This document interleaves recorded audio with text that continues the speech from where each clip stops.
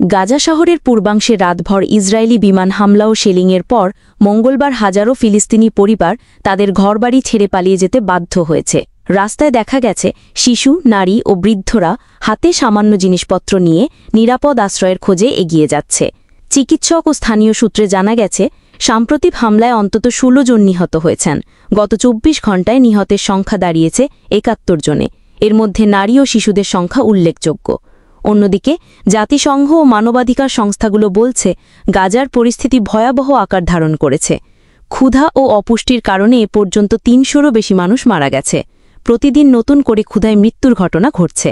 আন্তর্জাতিক মহল, জাতিসংঘ, ইউরোপীয় ইউনিয়ন ও পোপ সবাই ইসরায়েলকে মানবিক সহায়তা পৌঁছাতে সুযোগ দেওয়ার আহ্বান জানিয়েছে। তবে ইসরায়েল বলছে তাদের লক্ষ্য হল হামাসের ঘাঁটি ধ্বংস করা। মানবিক সংকট এখন চরমে, আর ফিলিস্তিনি পরিবারগুলো এক অনিশ্চিত ভবিষ্যতের দিকে ধাবিত হচ্ছে।